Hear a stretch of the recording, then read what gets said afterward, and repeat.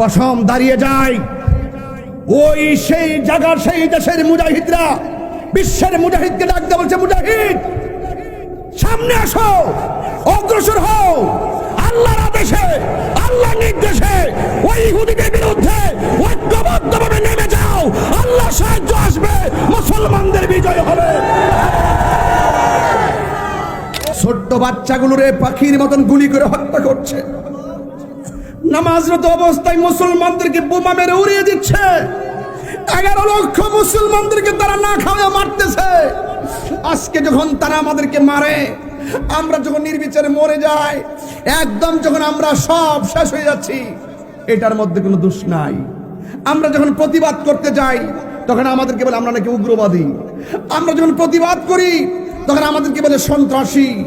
বিশ্ব মানবাধিকার তোমরা কোথায়? জাতীয় সংঘ তোমরা কোথায়? মুসলমানদেরকে কয়েক বছর ধরে, কয়েক যুগ ধরে এভাবে মারতেছে, তোমরা নীরবে গ্যালারিতে বসে দেখো। মুসলমানরা যখন প্রতিবাদ করে তখন মুসলমানকে বলো সন্ত্রাসী। আল্লাহ সহ্য করবে না, কথা বলেন ঠিক না বেঠিক? আল্লাহ সহ্য করবে না, বিজয় মুসলমানদেরই হবে।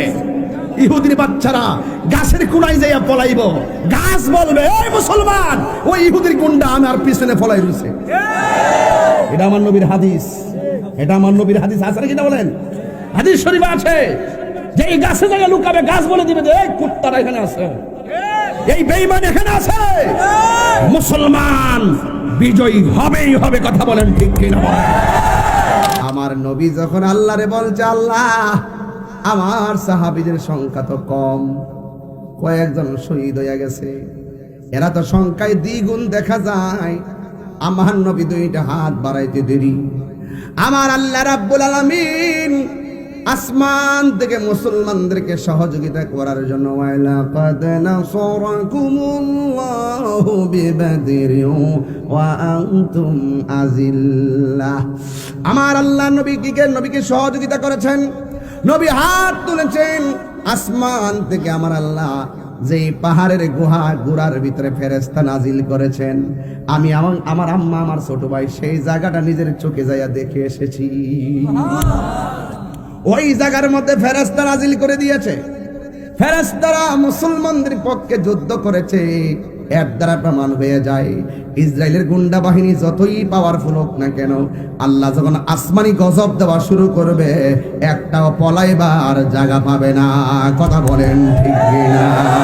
তুমি মিসওয়াক করা ফজিলত তো জানো, খাবার শেষে মিষ্টি মুখের হাদিস এটাও মানো। তুমি মিসওয়াক করা ফজিলত তো জানো, খাবার শেষে মিষ্টি মুখের হাদিস এটাও মানো। শুধু হক কথাটা উচ্চ সুরে বলতে পারো না, অন্যায় দেখে বারদ হয়ে জ্বলতে পারো না। আমি যখন হাত তুলবো ঠিক জোরে বলবেন, তুমি মিসওয়াক করা ফজিলত তো জানো, খাবার শেষে মিষ্টি মুখের হাদিস এটাও মানো। শুধু হক কথাটা উচ্চ সুরে বলতে পারো না, অন্যায় দেখে বারদ হয়ে জ্বলতে পারো না।